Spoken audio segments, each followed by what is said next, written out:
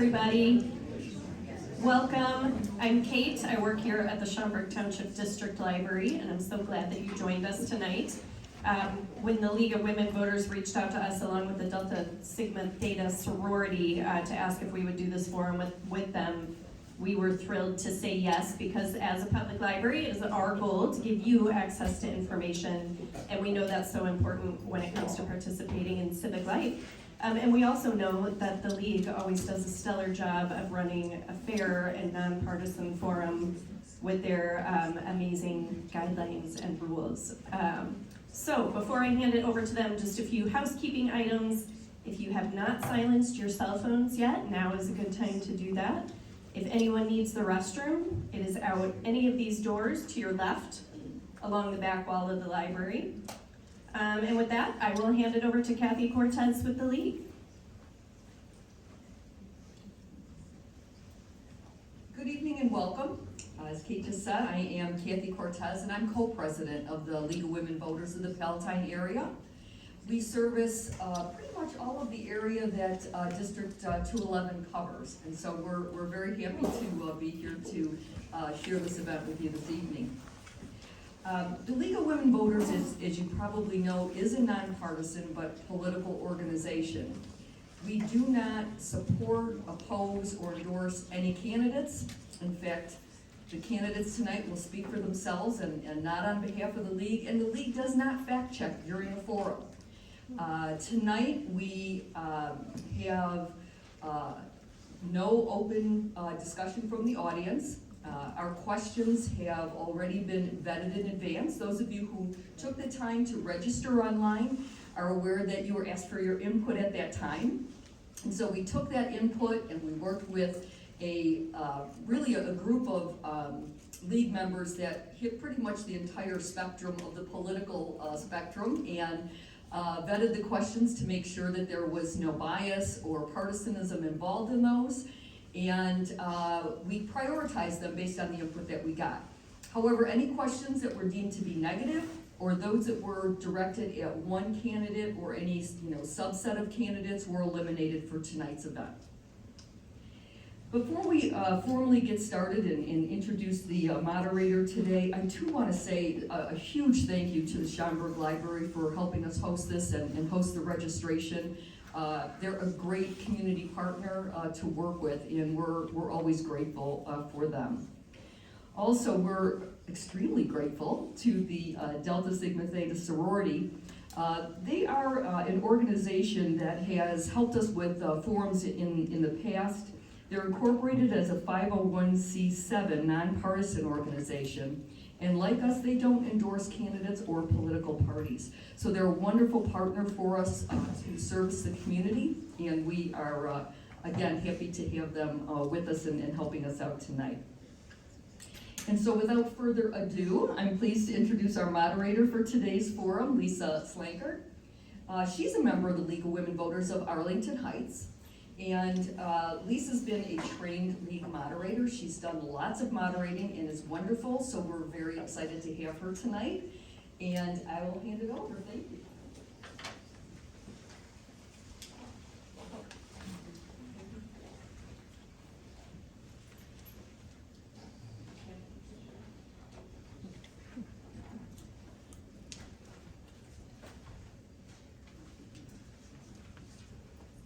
Good evening. It's my pleasure to be here to moderate this candidate forum. As a resident of Arlington Heights, I'm not eligible to vote in this race, so I have been asked to serve as an impartial facilitator for this discussion. Let me take a few minutes to explain the format and the rules for the forum. Some questions for the candidates were submitted by the audience when they registered. Others came from the candidates themselves or from local nonpartisan organizations. All questions have been vetted to represent the topics of interest to this particular audience, and every effort has been made to word each question in a neutral, nonpartisan manner that will allow every candidate to present themselves in the best possible light. All of the candidates have agreed to abide by the following ground rules. Candidates have drawn number to determine speaking order. The moderator will rotate this order. Each candidate will answer each question. Each candidate will have 1 minute for their opening statement. Each candidate will have 1 minute to answer each question. The moderator will repeat the question if necessary. If needed, a rebuttal may be requested. Each candidate may use a maximum of 2 rebuttals during this forum. Rebuttals will be timed and limited to 30 seconds each. At the end, each candidate will have a 1-minute closing statement. Here in the front row are the timers from the League and Delta Sigma Theta. Candidates will be given a 30-second and a 15-second warning. Please quickly complete your thoughts before you see the stop card. Bright red, easy to see. Time limits will be enforced out of respect for all candidates. Candidates have been asked not to interrupt one another.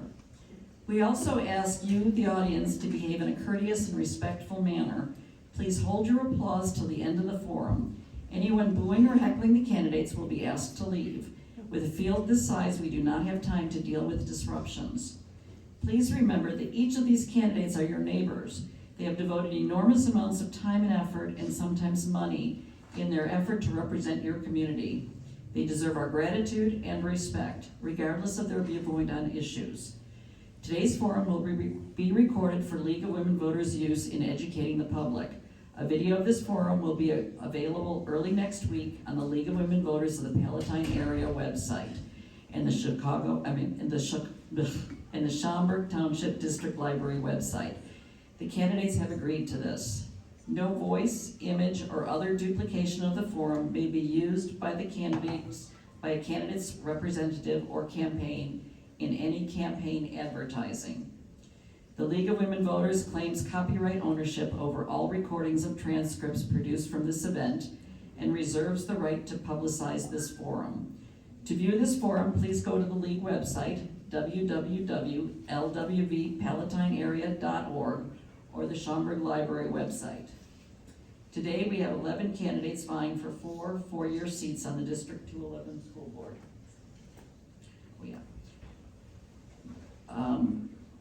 Please silence your phones if you haven't already. With us today on the ballot are Jane Russell, Joan Sherrill, Mark Kramer, Aidan Brands, Kimberly Cavill, Peter Dombrowski, Stephen Rosenblum, Minal Dewan, and Michelle Barron.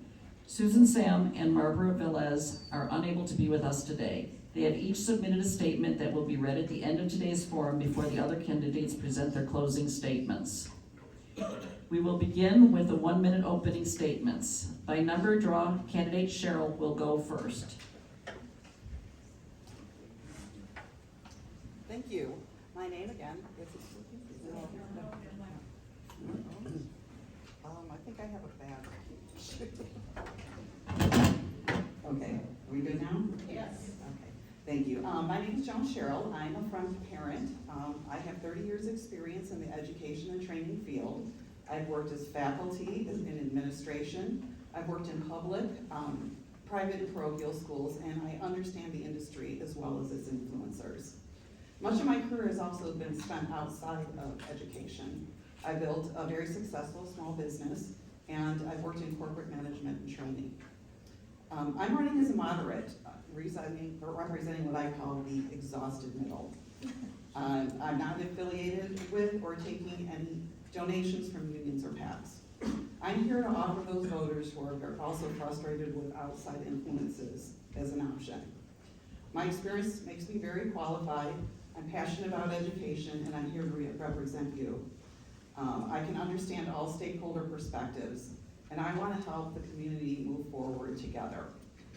Please, if you'd like to find out more about my qualifications, see my website. Thank you. Candidate Dewan. Good evening, everyone. My name is Minal Dewan, and I'm a proud member of this community for over a decade, and I have 3 children going to the school district here. I have a background in medicine, having graduated from med school, and I've served as an educator for half a decade. I've worked at a successful healthcare company as well before going into finance. I believe that education is one of the most critical factors in shaping the future of our communities, and I'm passionate about ensuring that our children receive the best possible education in a safe and nurturing environment, regardless of their socioeconomic background, their race, ethnicity, gender orientation or sexual orientation. I also believe that it is essential to foster strong relationships between the school board, parents, and the community. As a member of the school board, I will work to ensure that there is open and transparent communication between the board and the community. I will listen to your concerns and create policies that reflect the needs and values of our community. Thank you. Thank you. Candidate Barron? Thank you so much for the Schaumburg Library and the League of Women's Voters, and also the Schaumburg Hoffman Estates Alumni Chapter of the Health Service. I can't hear you. All right, there we go. Sorry for putting this forum together, and thank you so much for those in the audience joining us tonight, and those who will be watching the recording later tonight. My name is Michelle Barron. I'm a first-generation college graduate Latina, but most importantly, I'm a mom of two. I have a beautiful 8-month-old who is crawling all over the place now, and a beautiful 14-year-old who will be a Hoffman Estates Hawk next year, like her father and I were. I have lived in the community for over 20 years, and I'm currently working at Kenneth Young Center, where I oversee and monitor a $2 million budget, and I have also provided support to District 211 and other districts in the area regarding their student wellness, parent education, and also providing youth leadership opportunities for youth in District 211. When elected for District 211 School Board, I will continue on being fiscally responsible, focus on student and faculty wellness as well. So I appreciate your vote. I'll be forward. Thank you. Candidate Rosenblum? Thank you. Thank you to the organization for putting on this program this evening and for all of you for coming. My name is Stephen Rosenblum, and I'm running to retain my seat on the District 211 Board of Education. I was appointed to the board in 2017 and elected to my seat in 2019.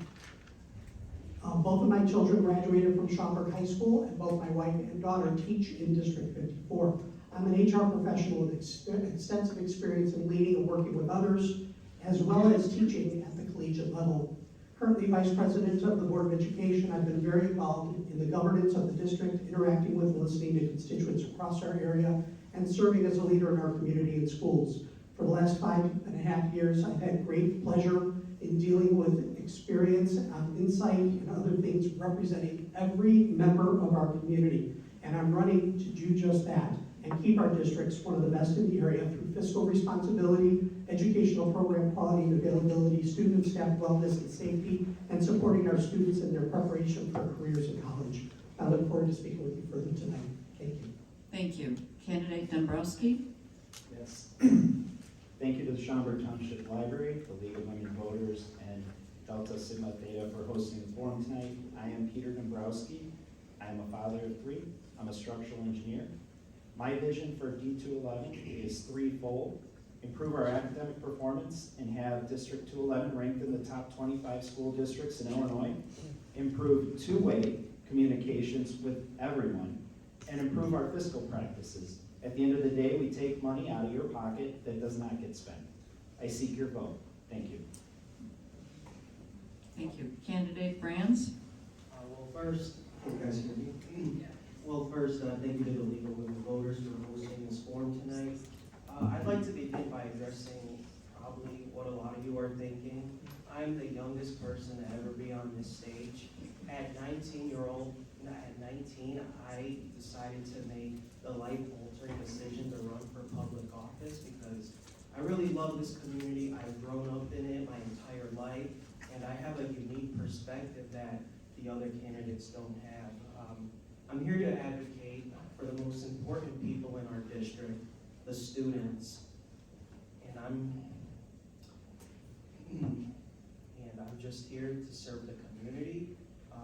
Throughout the span of this campaign, I've experienced numerous instances of discrimination, harassment, and threats. But despite that, I'm a strong young man, and I should not be underestimated and treated differently due to my age.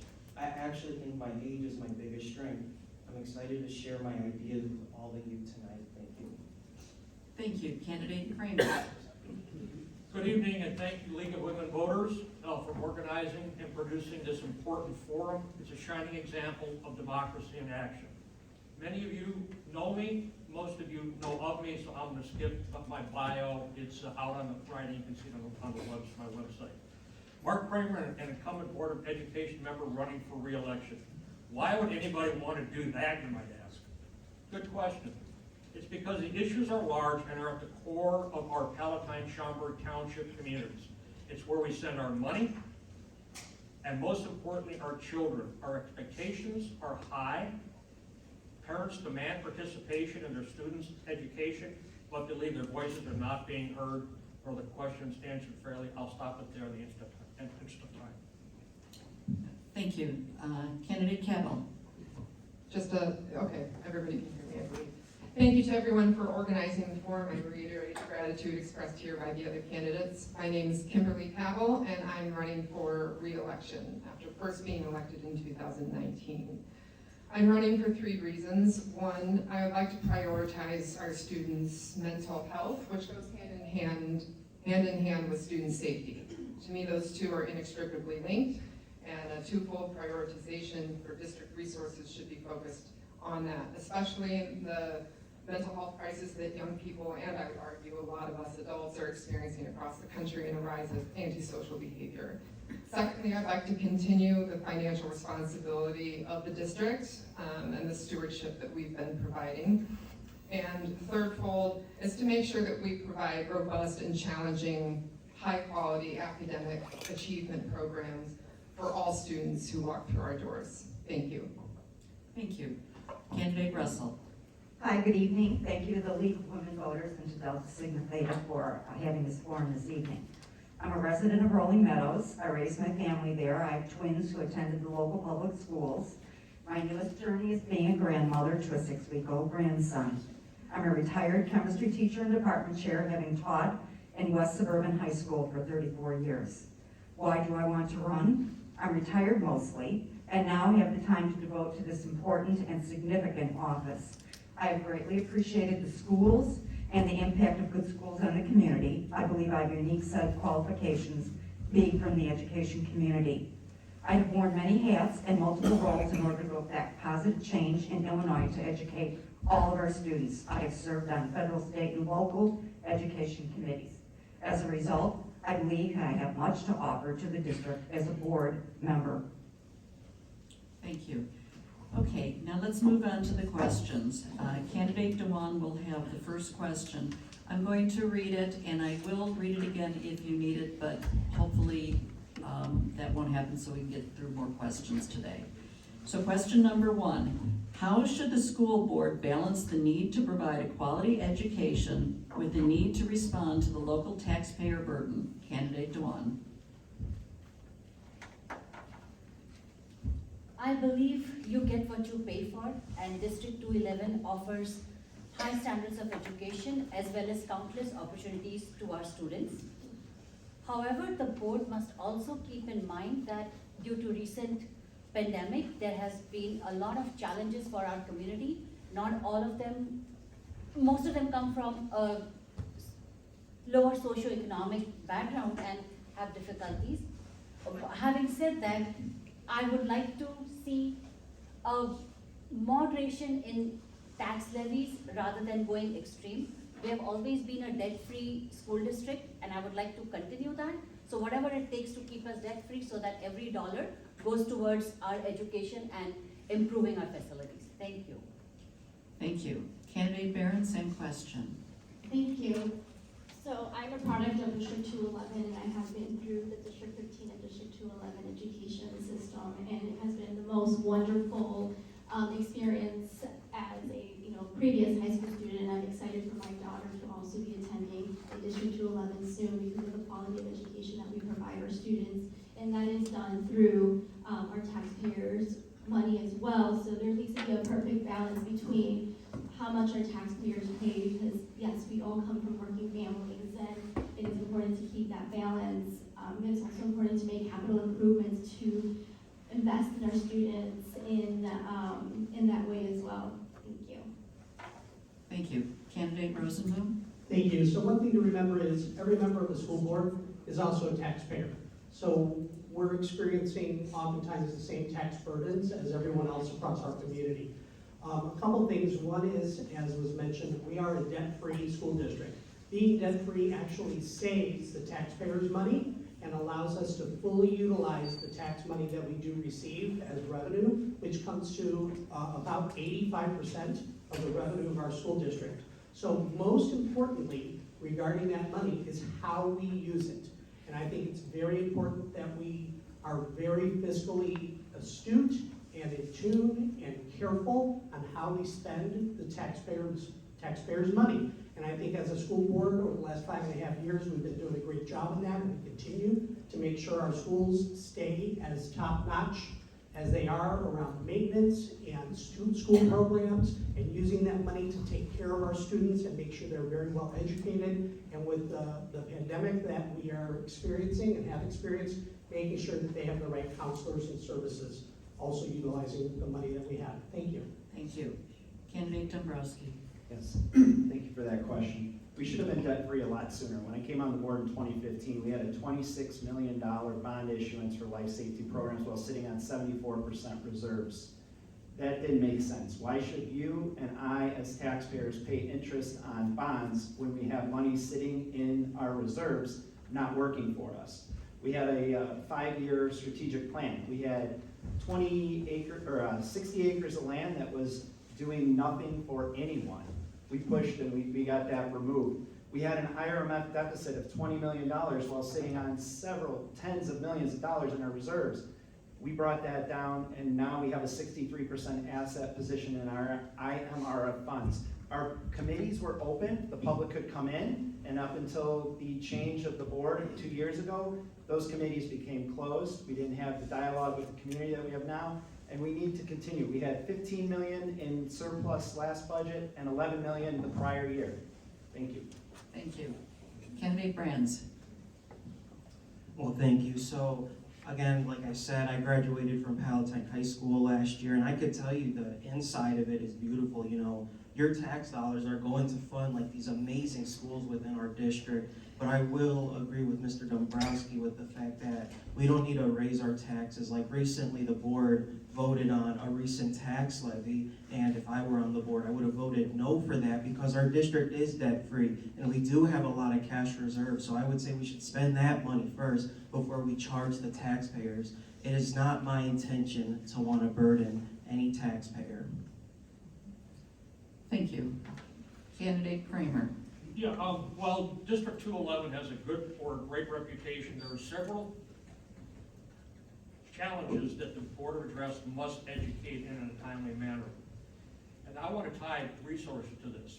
Our reserves average around 50% and rising up to approximately right now 65%. That's a lot of money. I say use it or abate it to correct some of the issues that are out there that we need to talk about, and I'll get to those later. Thank you. Candidate Cavill. So my first priority when I think about balancing financial issues is making sure that individual homeowners like yourselves and myself don't pay for the property tax breaks of corporations like Target and Bridgestone Fire. So I think they should have to pay their property taxes just like the rest of us. I don't think they get a special pass. And that's a separate vote, and you know, without going into the inside baseball of it, that's important to me. Which reduces our overall property tax levy, by the way, on individuals. Secondly, I do think we need to balance the need to keep, for affordable housing in our communities, we want to be able to afford to live here. You know, I'm not interested in turning Schaumburg or Palatine into San Francisco. And at the same time, the families that send us their students expect there not to be program cuts and reduced opportunities for the kids that we actually serve. So there needs to be a balancing act, and due to recently changed laws regarding the property tax levy, we can take advantage of that. Thank you. Candidate Russell. So I have lived in the community probably close to 50 years, and we moved here specifically and stayed here because of the great schools. And I believe that the board has done an excellent job in taking care of having a quality education for all of our students, And then secondly, I am now retired. I pay taxes in the community. I'm keenly aware of being on a fixed income, as many people are. And so it's important that we are very financially responsible. I think the board has done an excellent job in doing so for the time that I've been in the community. I I hope that I can help and make sure that that continues. Thank you. And last, candidate Cheryl. Okay, thank you. District 211 schools, I think, are a great deal for parents, especially if we have multiple children in the district. I do think that we need to be sensitive to those who don't have children but pay the same taxes that we who do have children in the system do. I agree with the others. I think it's time for the board and the administration to come up with a plan to spend down the reserves to a level that maintains operating flexibility while minimizing any kind of tax increases. District 211 spends less per student than most of our surrounding schools districts. That tells me that we probably can't make too many cuts without affecting quality. I believe that our district should pay as we go, so we shouldn't take out debt to pay for today's students. And likewise, we shouldn't collect more in property taxes than we need to run high quality and efficient schools. Thank you. Now we'll move on to question number 2, and we'll start with candidate Barron. What would be your ideal process for approving a grade-appropriate mathematics or science curriculum that is recommended by staff? Candidate Barron.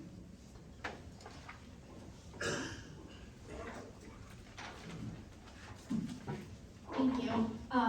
As far as the curriculum goes, our curriculum is vetted and designed by our experts in our district, which is our teachers, and I have the most respect for our teachers and their expertise, and it's important now with pandemic, and it significantly impacted our students the most in the sense of not only their mental wellness, but also their academics had suffered because of virtual learning. So making sure that we get our students back to previous years in mathematics and English. Our district is doing by far, compared to the state, better. But there's definitely always room for improvement, so making sure that we have a curriculum put in place to meet the needs of all our students. So all our students can be meeting the standards put by the state and later on using that in life. Thank you. Thank you. Candidate Rosenblum. Thank you.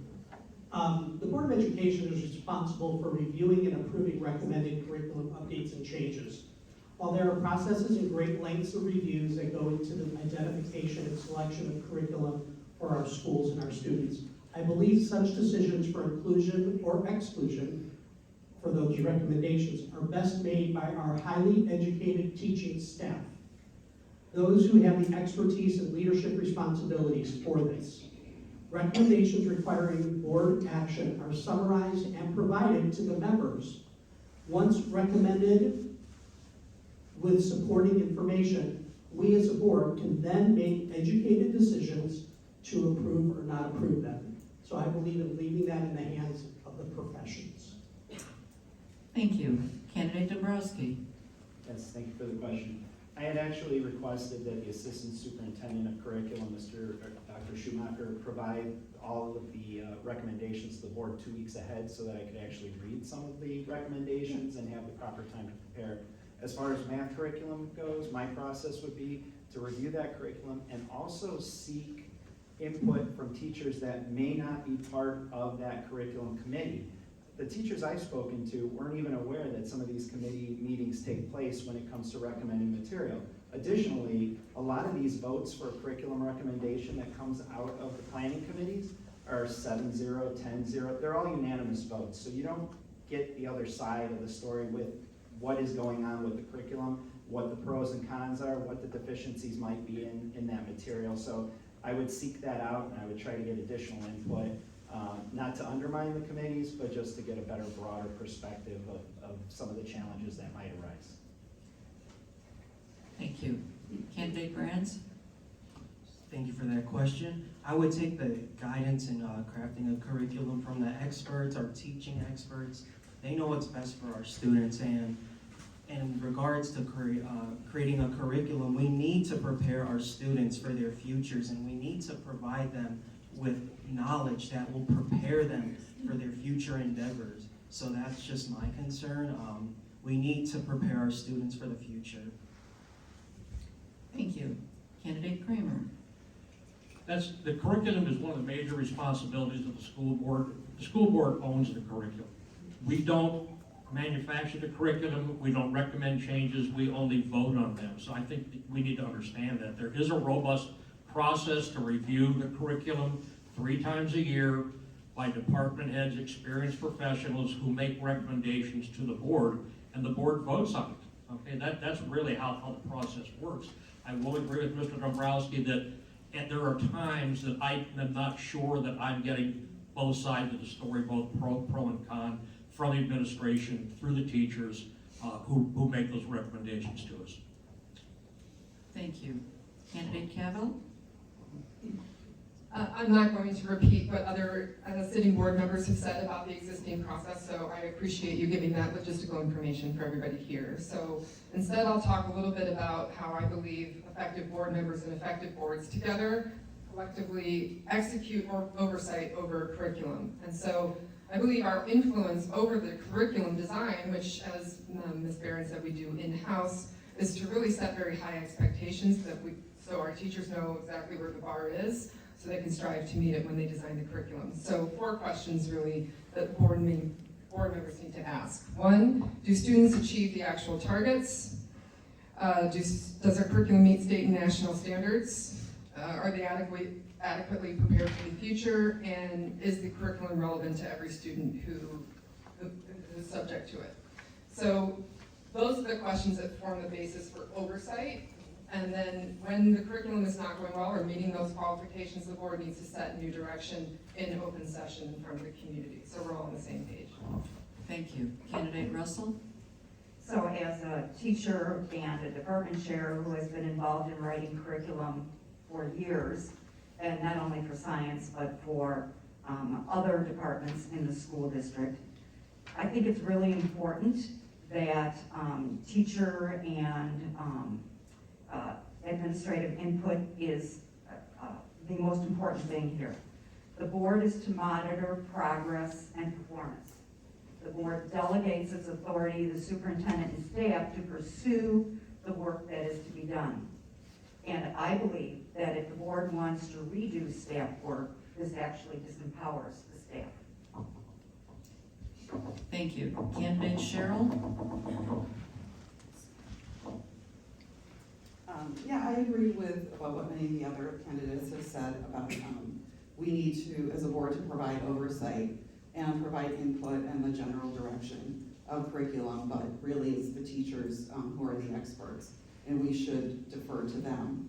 As an instructional designer, I have created hundreds of curriculum.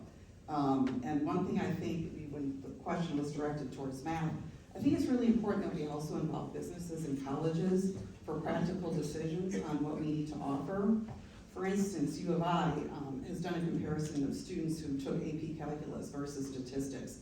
And a lot of kids take AP Calculus just because they think it'll help get them into college.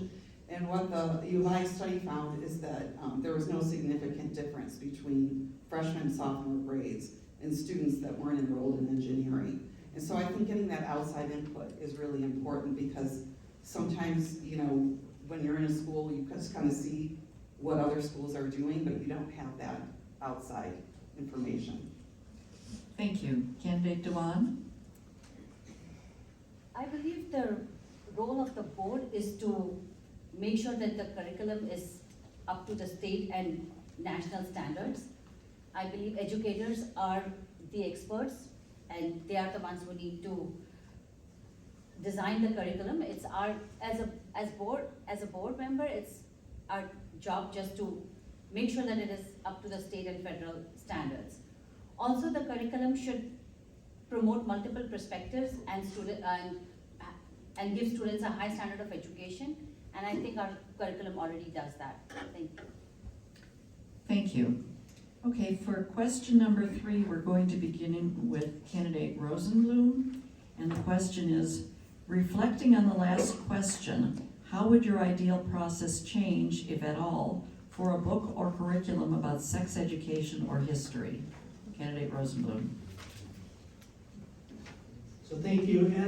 As a fellow community member and school board member, I regularly seek out and listen to all parts of our district community for experiences, expertise, perspectives, and interests. although some people may not think I do.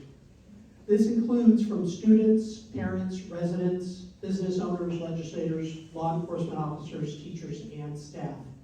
It's important to make sure that our curriculum is available for all students to be able to participate, partake, and learn from it.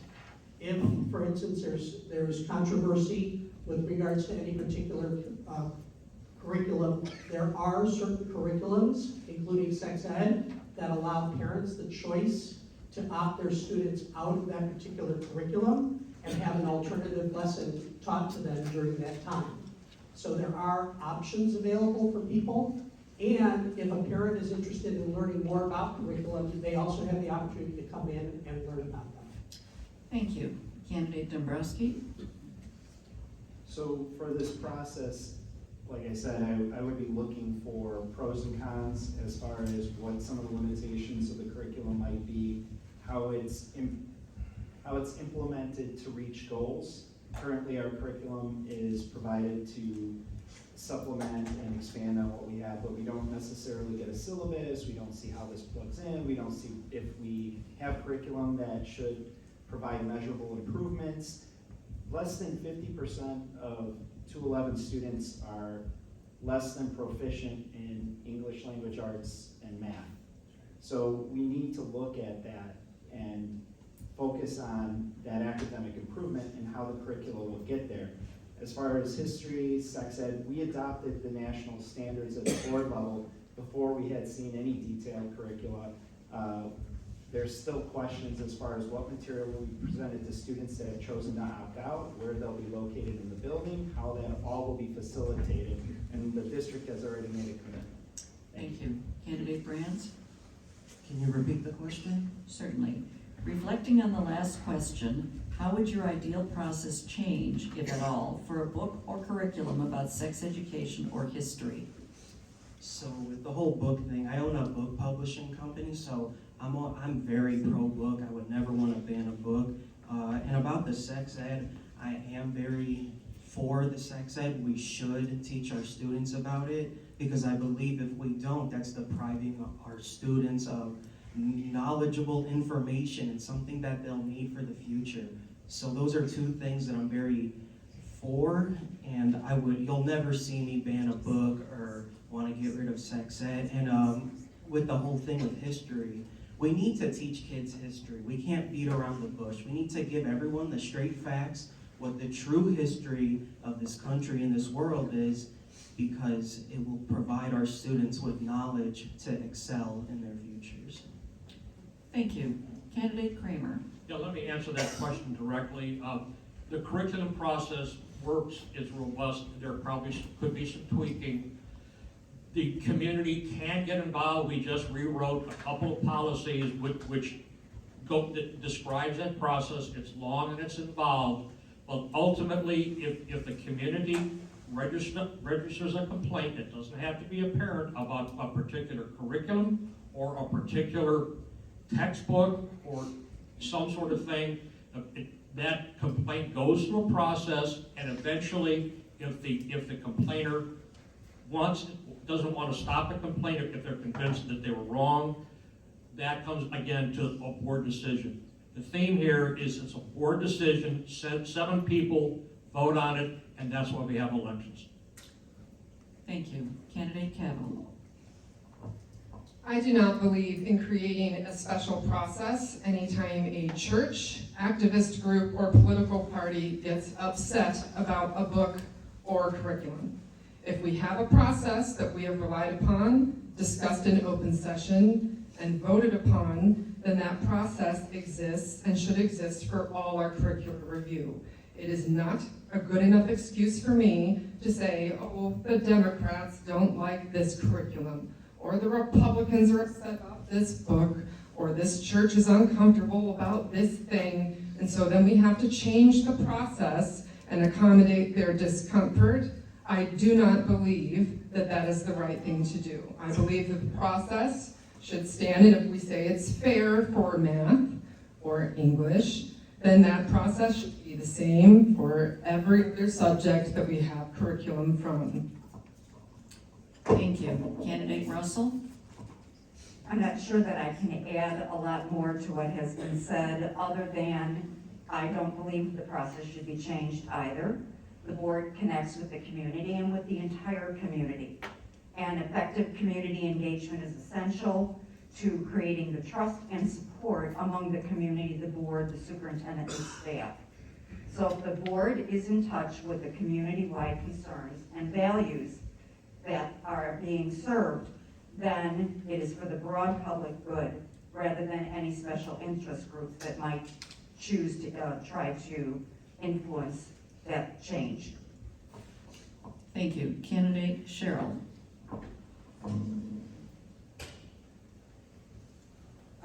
Again, I think I agree with most of the candidates here. You know, I think that decisions need to be made according to peer-reviewed, by peer review. I'm not an expert in any of these topics, so really this needs to be based on science, social science, not culture or religious views. I think opt-out is important, but it's also important that students can access the information that they need. You know, I think that we have to make sure that we teach a full and accurate history. And, you know, history is really, it's not telling what happened or what is what we understand about what happened at that moment in time. And that changes. You know, we might find some information later that we didn't know before, and then that's included in the curriculum. So it's not something that's stagnant. Thank you. Candidate Dewan. I believe the curriculum process should not change, be it sex ed or history or any of these sensitive topics that do not appeal to a smaller group. Curriculum is designed for the entire community, not just for a particular section of the society or community. Sex ed is something that we did implement the new curriculum. We did implement the new curriculum, and it was for the good of the whole community. And obviously, like everybody else mentioned, there is an option of opting out if you don't want your child to learn about it. The same with, with history, we learn from history. We cannot rewrite it, but we can definitely learn from it and be better at things that were done wrong in the past. Thank you. Thank you. Candidate Barron.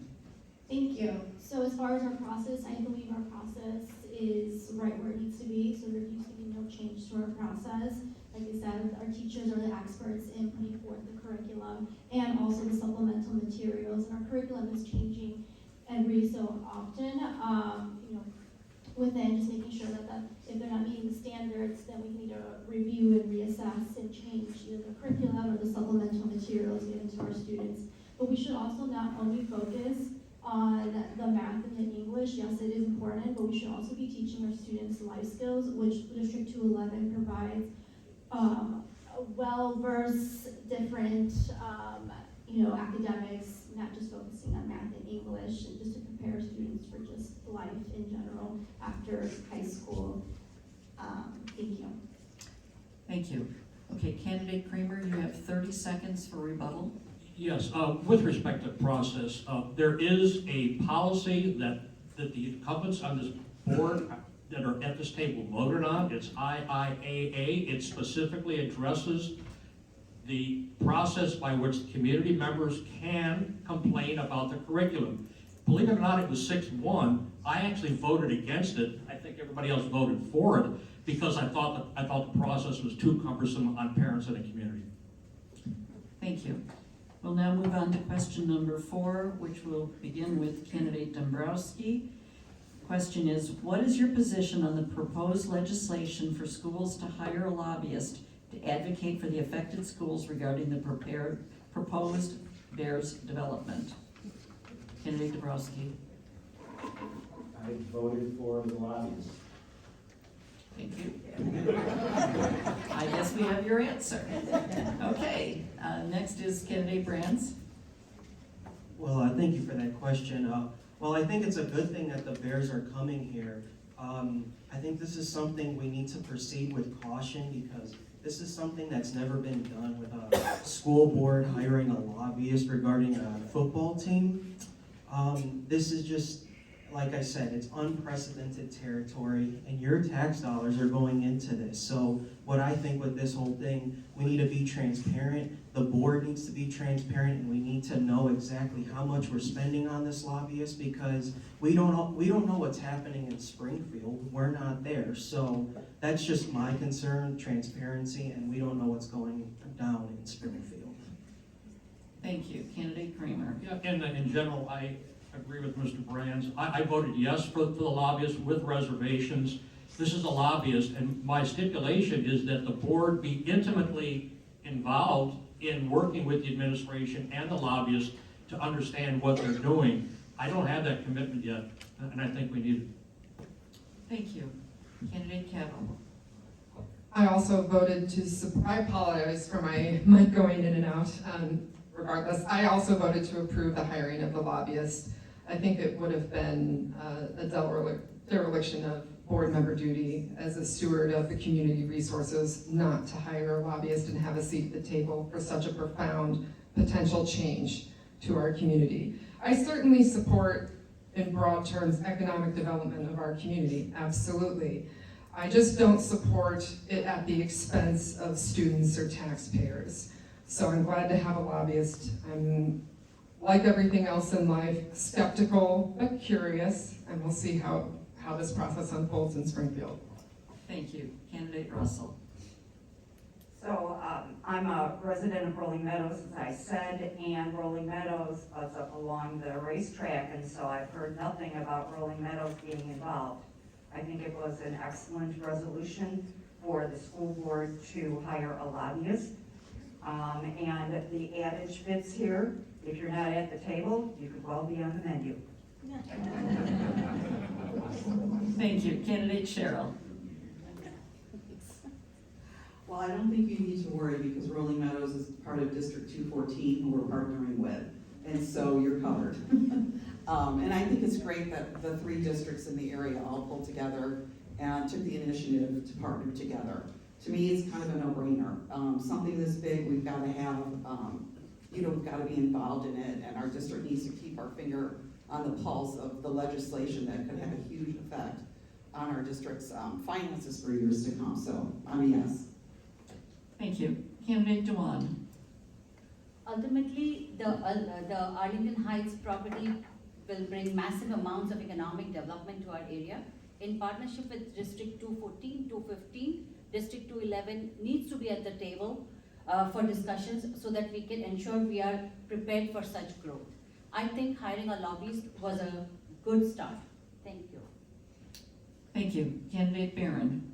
Thank you. I also agree with the other candidates on this forum as far as needing lobbyists to ensure that the district's best interest is at the table along District 214 and District 15 as well. It's important, it's amazing that the Bears are coming so close to town, but it's also important that we ensure that it's not going to be a burden on our community as well. And at the end of the result, our students are going to suffer whatever this legislation is coming from. So ensuring that this lobbyist has the best interest of our students.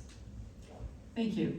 Candidate Rosenblum. So I'll echo Mr. Dombrowski. I also voted in favor of hiring a lobbyist at our last board meeting. But I encourage everybody to take a look at our last month. We had 2 board meetings. We had a regular and a special. The special was because of a delay in approving the lobbyist because some members of the board wanted additional information, which sounded great to me, and I voted in favor of delaying it until we had an idea of who the lobbyist was going to be, and we're able to do some due diligence around that to make sure that we were, although partnering with 214 and District 15, that it was the right lobbyist for our district, because that's where our priorities are, right? And fortunately, we were able to take advantage of that, join those districts, and as a group, we are going to have a seat at the table. We're going to make sure that we're well informed. I'm not so sure about intimate involvement in what the lobbyist is doing, but certainly regular communication and updates, which we've been promised we're going to be getting from that person or that organization to keep us updated and make sure our district is well taken care of. Thank you.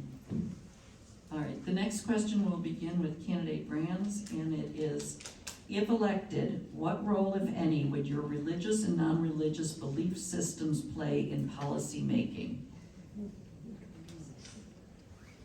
Well, I do have my own religious beliefs, but I'm going to keep those beliefs separate from the school board because church and state should be separate.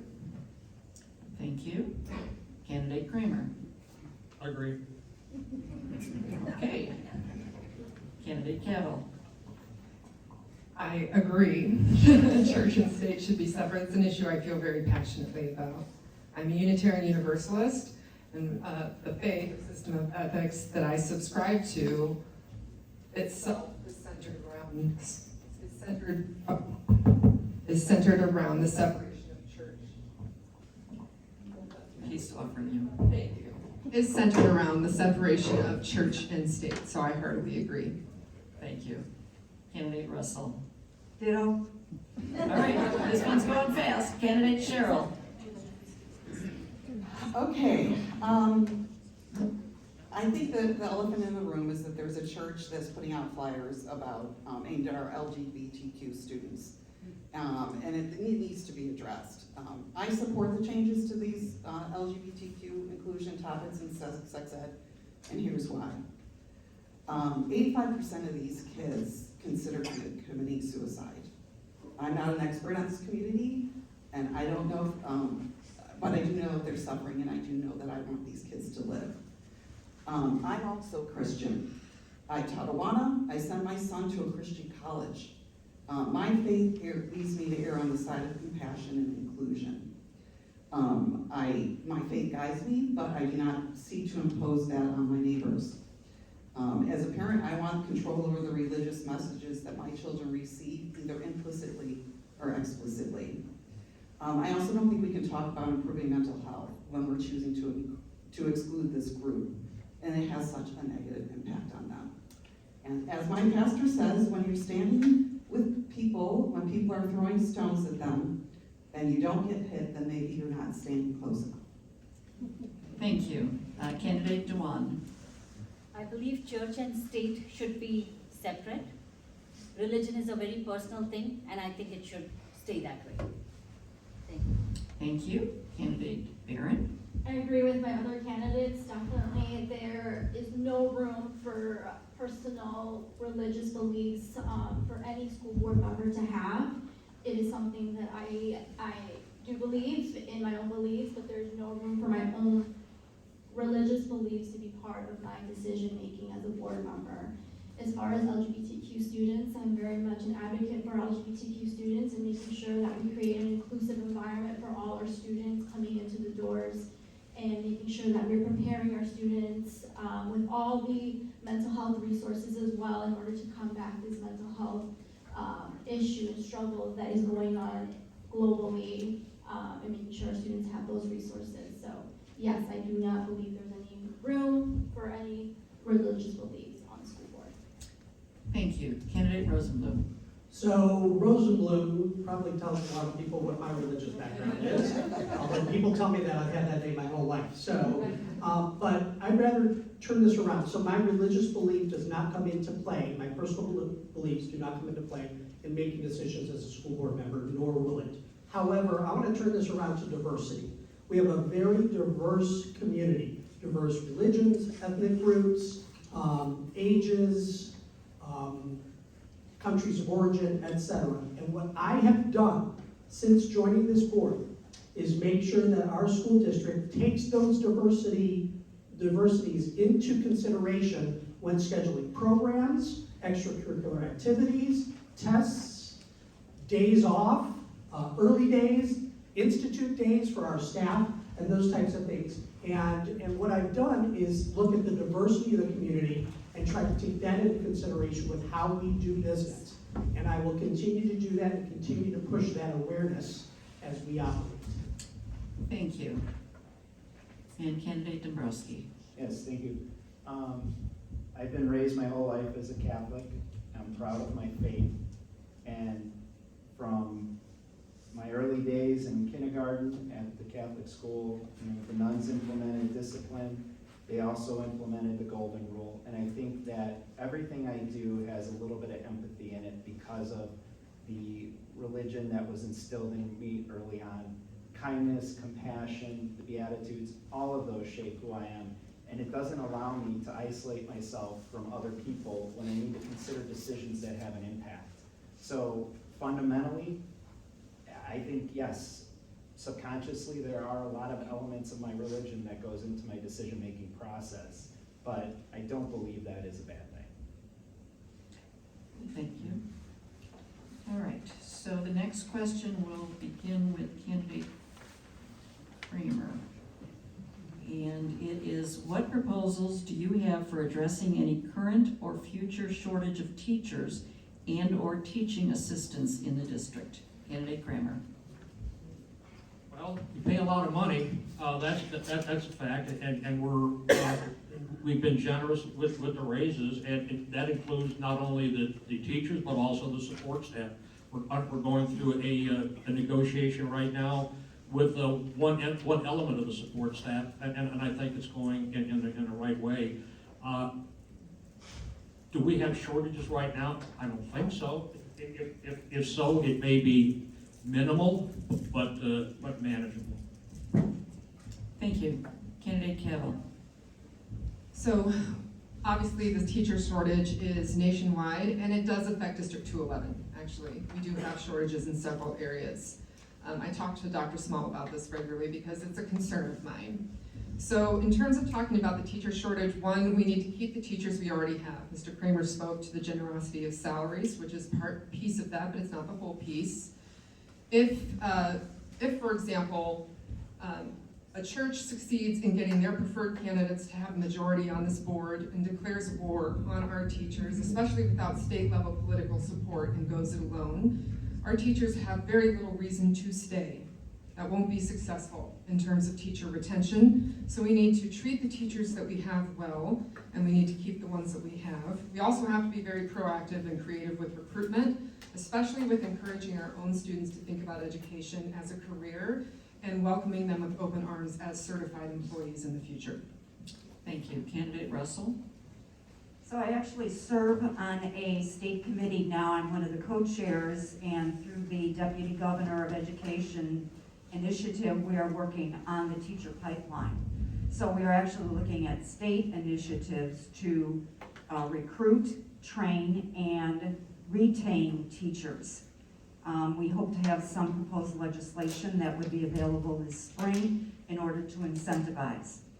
I also am serving on a steering committee for developing a geographic information system. Very interesting because that way we can actually identify areas in the state that need additional help. We have looked at particularly shortages in special education teachers and English language, and also for teachers of color. Thank you. Candidate Cheryl.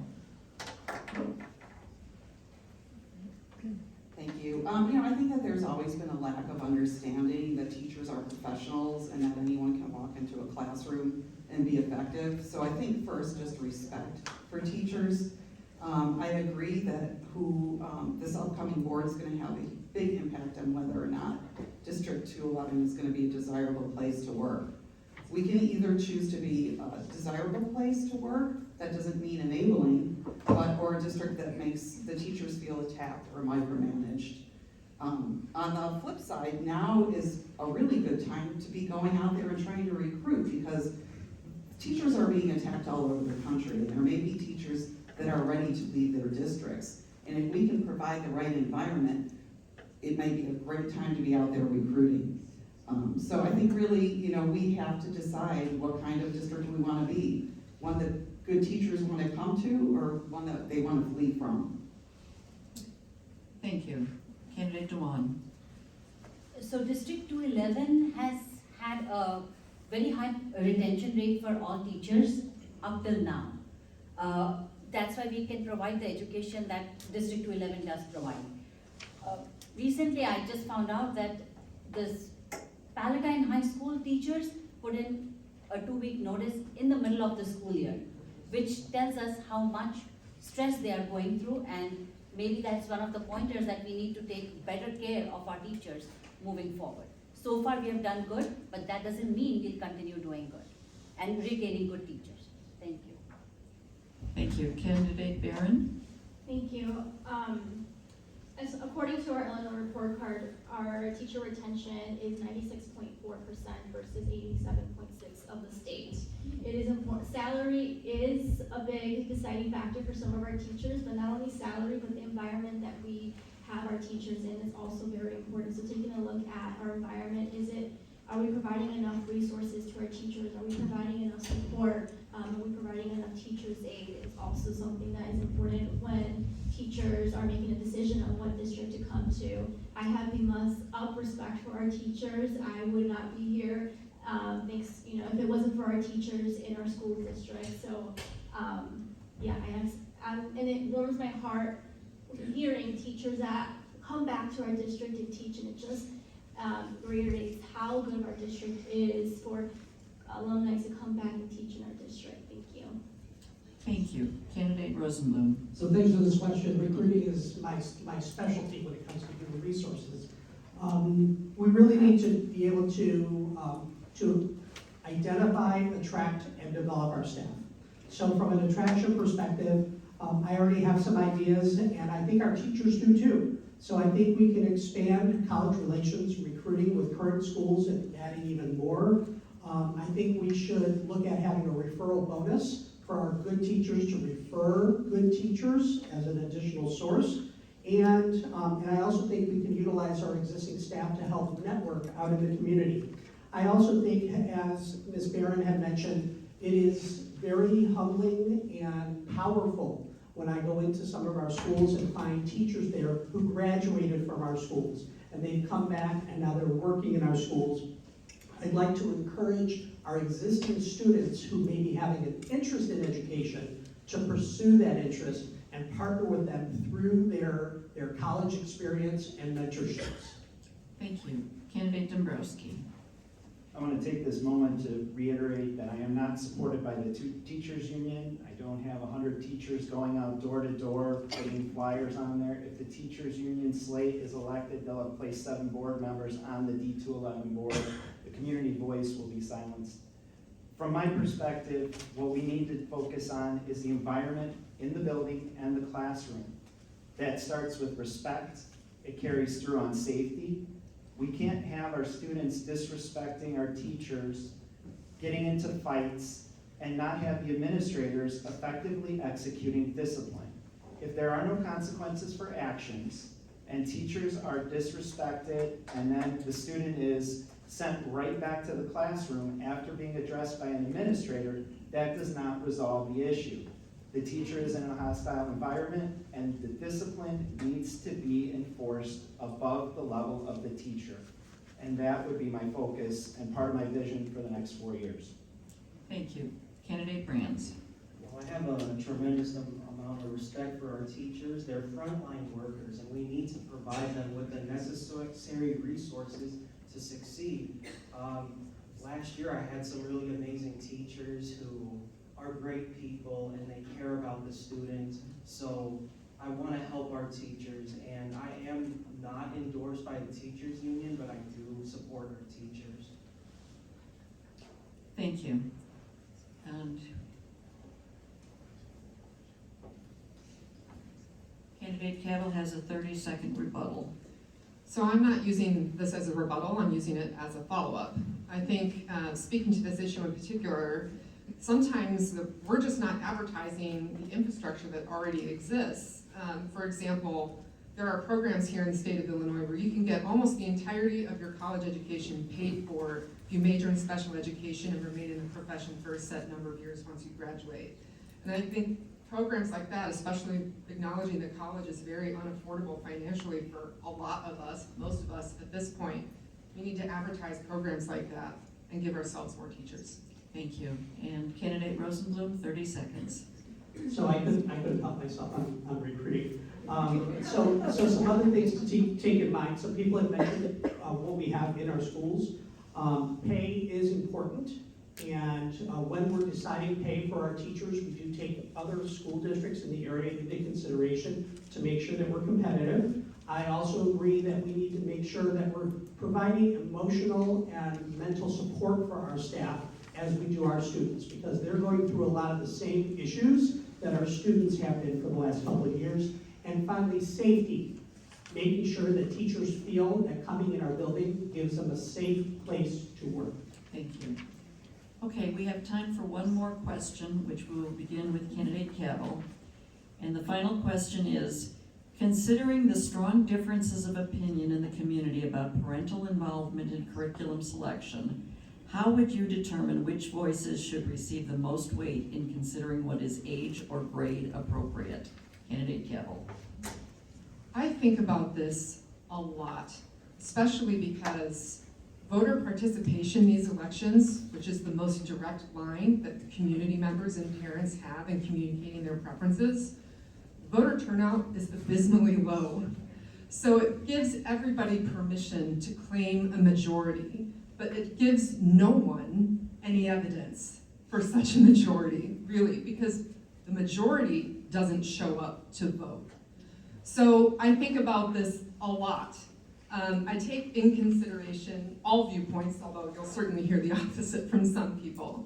I weigh things very heavily, and at the end of the day, you have to just execute your best judgment in accordance with the principles that you advertised when you ran for the board in the first place, so that you deliver on what you said you were going to deliver, and you do what you said you were going to do. And then at the end of the day, the people who show up in the ballot box will express approval or disapproval, and you'll find out that way. I just wish more of us showed up to vote, and that someone on this board could claim a majority. Thank you. Candidate Russell. So I also believe in having the best judgment, hearing all sides, and then it is a final opinion, right? You have to look at all the input. Having taught for many years in a community where it was often difficult to get in touch with parents during the day or sometimes in the evening because they worked 2 or 3 jobs. I understand how difficult it is, one, to get in touch with parents, but then maybe to get them out to vote also, which is equally, if not more important. So I think that to make a decision, you have to listen to an entire community, however that may be, and not just listen to a small group. Thank you. Candidate Cheryl. Well, I think we've all heard the saying, the squeaky wheel gets the grease. And, you know, I think we need to really listen to the loudest group because sometimes they have a great point. I also think that we need to seek out the quiet majority that are satisfied and don't necessarily need to feel to show up at board meetings or to vote, unfortunately. I think that we need to approach subjects in the way that we teach our kids. Go to the original source. Figure out what the motivations of groups that are doing messaging, and try and make reasoned decisions, being conscious of your own biases. So really, I mean, I think, you know, when it comes down to it, you have to try and do the best that you can. Thank you. Candidate Dewan. It is the job of the board to hear each and every person in the community, students, parents, everybody. But ultimately, decisions need to be made on what is best for our children. Because we are all here for, at least I understand that we are all here for our children, and our decision should be based on what is best for them, and not for a special section of society or what small group of parents think. It should be for our kids. Thank you. Thank you. Candidate Barron. Thank you. I just want to touch on the previous question as well, some of the comments. It's important to make sure that we take a look at our discipline policies and not only just discipline our students and they face the consequences, but also giving them the essential tools they need, because the root of the problem is not being fixed by giving a consequence. So making sure that we are equipping our teachers with mental health first aid training, equipping our counselors with enough staff proportions with student caseloads is important. as well. There's a fine line between parent involvement and parent control. I definitely am someone who very much would listen to all these sectors in the community, and that includes businesses, parents, educators. So it's really important to get that community involvement for all community members, not just the ones that show up at board meetings. Thank you. Thank you. Candidate Rosenblum. So feedback from the community comes in many forms. It comes in emails, it comes in people coming to our board meetings, and it comes in meeting individually and in groups with other people. In fact, on Monday evening, I'm meeting with a parent to talk about a specific student issue. So I know Mr. Dombrowski is very in tune with his neighbors. I represent everyone in our community, not just people who may have voted for me, but people who didn't vote for me. Not just people who like me, but people who don't like me. I represent everyone, and I'm very open to listening to everyone. And I don't want to say I have an open door, because that means you have to walk through it. If you would like me to reach out to other people and have those dialogues, I would be very welcoming to do that. And it's important that I have that information when making decisions as a board member, because I do represent everyone, and I want to have those educated decisions when I do sit at the board table and vote. Really, as was identified, our purpose is to make sure our students are getting the proper and best education possible, and that's my goal. Thank you. Candidate Dombrowski. I do agree with what Ms. Cavill said earlier about hypocrisy. I think when you tell the community something, you should follow through and deliver. If you tell the community you're not in favor of taking special interest groups, PAC money, or partisan money, that's what you should do. I think that when we hear this term small group, I think it's confusing. I went through an education system where I was encouraged to ask questions and speak out, because if you as a person had that question, the likelihood was half of the class probably has the same question. So speak up. So when you say that this small group of people that are outspoken don't represent the minority, I think that's in conflict with everything I learned going through, all the way through to my master's degree over at UIC. My vision for parent communication is to increase the two-way open communication, have committees where parents can come in and have a dialogue, community members can come in and have a dialogue. If you don't have a child in the district and you want to talk about your taxes, we have a place and a forum for you to do that. Thank you. Candidate Brands. So everyone, of course, has the First Amendment right of freedom of speech, and in regards to some parent groups, they are allowed to go to the board meetings and express their concerns. But when it starts to become individuals harassing and acting violent towards school board members, that's where I do cross the line.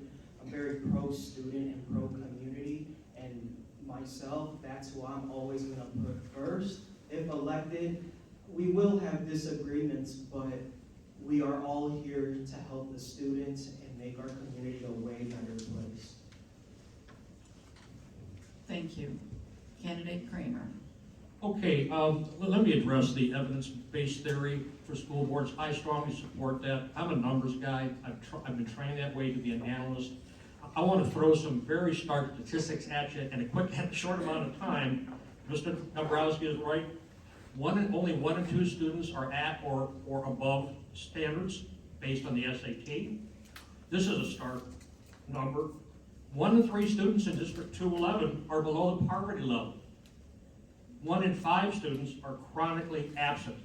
We have a problem, and we need to figure out how to work with that. And I think if the board focuses on this going forward, I think we can be more successful than having to address emotional subjects. Thank you. Okay, so we have 2 candidates that have sent in statements. And the first statement is for candidate Susan Sam, which will be read by candidate Dombrowski. The statement is limited to 2 minutes. Oh, did I skip? I'm sorry. Joan Cheryl has.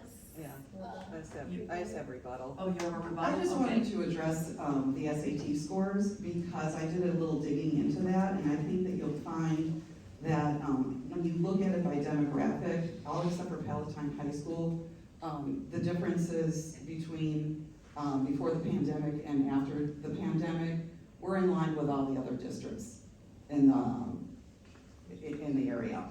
The other thing is that people don't realize Most schools went test optional, and so that affected, that's thrown off, that skewed the scores. So those really aren't accurate reflections. My son didn't study for the test either. Okay, thank you. And one more. 30 seconds for candidate Kramer. I'll rebut the rebuttal, is that possible? The reality is the numbers I threw out as a starting point, that's where the analysis begins. The first thing we have to do as a board is to say, we have a problem, and then go out and decide where that problem is and go out and fix it. If Palatine High School is singled out as being problematic, then let's use some of the money that we have in the resources to address that problem. Okay, anyone else? All right, now, candidate Dombrowski will read the statement, the 2 minutes limited statement for candidate Sam. Thank you. To the respectful moderators and audience, thank you for allowing me to introduce myself through proxy. My name is Susan Sam. I am a multimedia teacher, mother of 2 D211 students, and a community member of Schaumburg for over 25 years. I am running for the Board of Education to facilitate and monitor leadership so that the necessary resources are implemented in our schools and provide the best education for every student. The D211 Board of Education focus should be on 3 things. The first being financial health. We should have fair taxation and not raise the tax levy on the community when we have a healthy and balanced financial budget and a sizable cushion of reserves. The second area of focus should be on developing stronger academic readiness among our students. We have a responsibility to evaluate the academic curriculum, identify unsuccessful practices, and collaborate with teachers, parents, and counselors through focus groups and strategize together. The third area that I believe is necessary for School District 211 to focus on is student health and wellness. Parents should be informed, involved, and included in their child's education. Please go to my website at SAAMFORD211@BOE.com, SAAMFORD211@BOE.com, for more specific details on each issue. I want to instill in you the confidence that I will proudly represent you as your District 211 board member. Thank you. Susan L. Sam, candidate for D211 Board of Education. Thank you. And I have a statement that was submitted by candidate Barbara Velez, also limited to 2 minutes, which will be read by Kathy Cortez.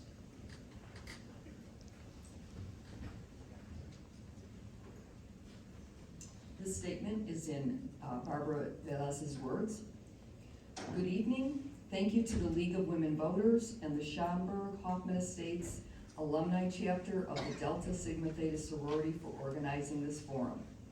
Due to another commitment, I'm unable to participate in this important discussion, but I am grateful for the opportunity the organizers have provided to submit a brief statement about my candidacy for D211 Board of Education.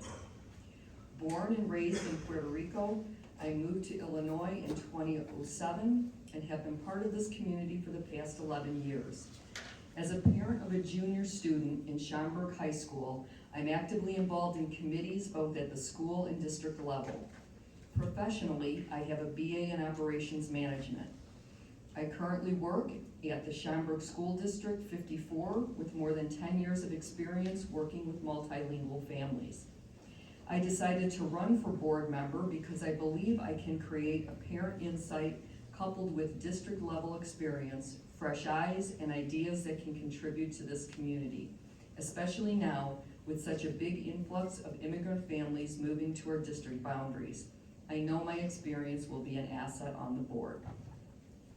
My goal is to strengthen communication between parents and administration, to enhance the support of families to navigate their high school experience successfully. I also want to ensure teachers and staff are supported and are given the necessary tools to connect with students and parents. My top 3 priorities are academic growth and career readiness, strong communication systems and transparency, responsible stewardship of district resources. I intend to ensure changes for the future are balanced, equitable, and student-centered. Thank you for your consideration.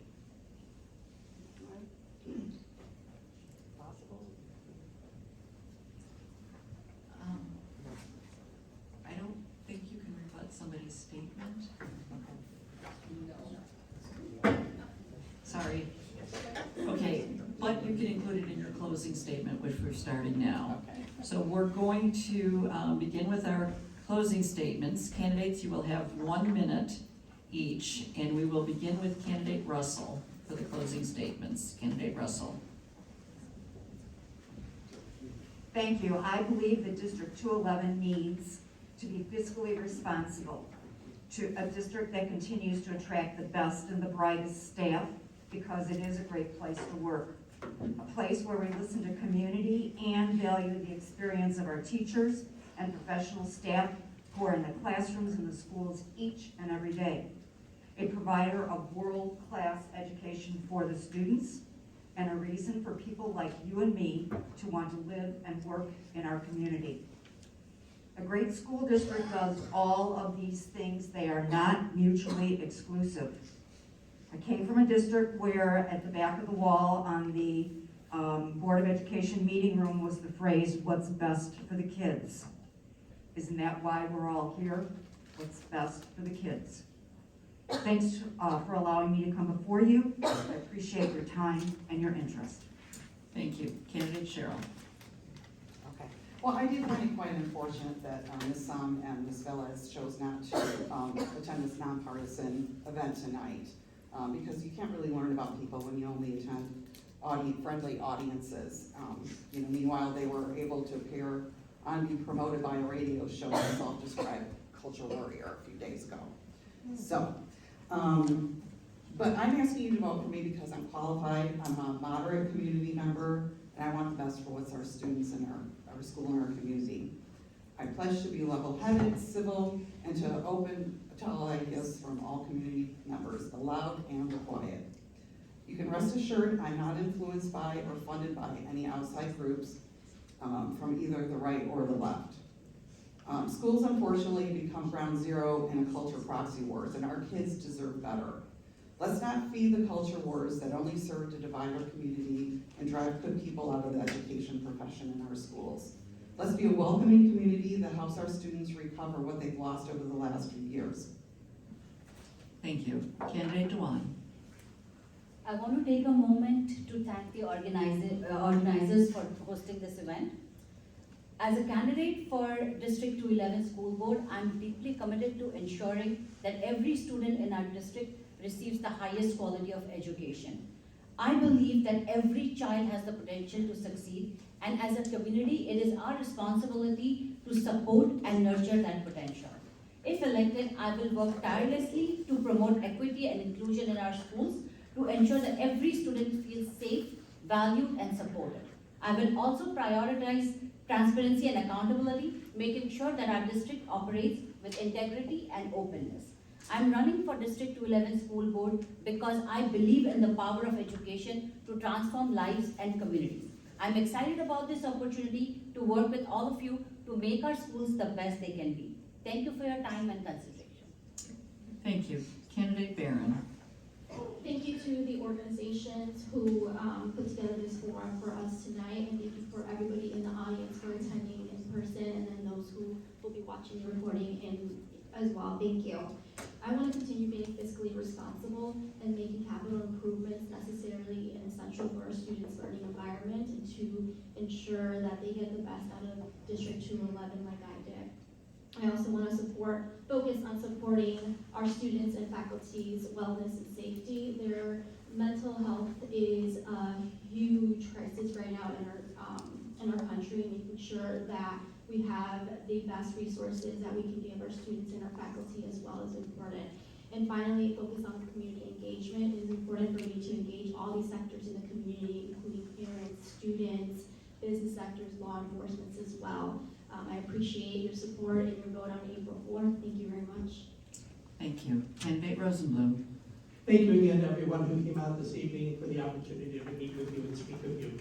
As I mentioned, I'm running to retain my seat on the District 211 School Board to continue representing the entire community in a leadership position and keeping our district one of the best in the area through fiscal responsibility, educational program quality and availability, students and staff wellness and safety, supporting students in their preparation for careers and college, and community, communication, engagement, support, and transparency. We certainly covered many topics tonight, and I welcome contact from you to further discuss district topics at your leisure. I'm dedicated to listening and serving all residents in the district and believe I'm the best candidate to continue to do so. As a fellow taxpayer, resident, community member, I ask and thank you for your vote. So I encourage you to please check out my website at stephenrosenblum.com. Thank you. Thank you. Candidate Dombrowski. Thank you, everyone, for hosting this forum tonight. Over the prior 2 terms, I have accomplished improvements in transparency. D211 meetings are video recorded and broadcast. The Budget and Finance Committee was open to the public for 6 years. I've accomplished improvements in our finances. IRMF liability was eliminated, and the district is in a $63 million asset position. Bonds were retired, unused land was sold, and reserves have been reduced from 74% to 54%. I successfully participated in the support staff contract negotiations as the Board of Education member. My vision after this election includes improving academic performance, communication, safety, and respect in our schools. Put me and like-minded neighbors on the board, and by 2027, we can celebrate the accomplishments of that vision. Thank you. Candidate Brands. Once again, thank you to the League of Women Voters for hosting this forum. To close this off tonight, I would like to say this April 4th, you get 4 votes, and I'm only asking for 1 of them. I'm super excited and proud that young people in our community will cast their first ever vote for me. That is because I'm a hardworking student who has started a movement with our community, and I am truly the only nonpartisan candidate in this race because I haven't had a lifetime to make up my mind. Someone's fun. I will bring my business and negotiation skills to the board table. If elected, I will become the youngest elected official in Illinois. Help me make history and bring a fresh, positive perspective to our district that will bring transparency and accountability back to our board. A vote for Brands is a vote for the connection to the classroom. Thank you. Thank you. Candidate Kramer. Okay, wow, what a format that we covered a lot of ground. I know that there's a lot more ground that I think we could have covered, but we didn't have the time. I would ask everybody in this room to look at 3 sources that I quoted. One of them is called Panorama. That's a survey that the district paid 6 figures for. It's an internal survey, not generally available to the public, but if you want the information on what the results are, FOIA the administration. What you'll find out is that the survey showed that only 58% of our students, and this is a survey that goes to students, believe that they have fitting emotional regulation. Another disturbing fact is a fact that is part of the Illinois State School Board report card, which I alluded to earlier, is that this is put on by the University of Chicago. There are 2 things that come out of it. There's a concern with effective leadership, and there is a concern with supporting environment, which really means safety. Thank you. And finally, Candidate Cabell. Thank you again to the organizers. I'm going to address the elephant in the room. New Hope Community Church and their preferred candidates desperately want me off this board because I'm very effective, because I read my board documents and come to every meeting very prepared, because I routinely bring chaotic and unproductive board conversations back to practical matters using good common sense, and because I strongly resist any attempt to further politicize this district, this board, and most importantly, our students. They cannot intimidate me, they can't shame me, and so they double down on conspiracy theories and cheap shots, while I remain laser focused on making sure District 211 provides a challenging, robust education to every kid that walks through our door, no matter who they are or what their family believes. And if my unwavering commitment to that principle makes me unpopular with New Hope Community Church and whatever candidates they prefer, it's a price I'll willingly pay in my 2nd term. Thank you. As we bring this forum to a close, I want to thank the candidates for their participation. We would like to encourage all our candidates to recycle their campaign signs. Members of the public can do so as well. Please visit the LWV Palatine Area website at www.lwvpalatinearea.org for details. If you are not a registered voter, you can find registration information on our website as well. On behalf of the League of Women Voters, Delta Sigma Theta, and the Schaumburg Library, thank you all for coming. And don't forget, early voting begins on March 20th. There's plenty of election information available on the League of Women Voters website. Please participate in our democracy by casting your ballot. Your vote is your voice. Thank you.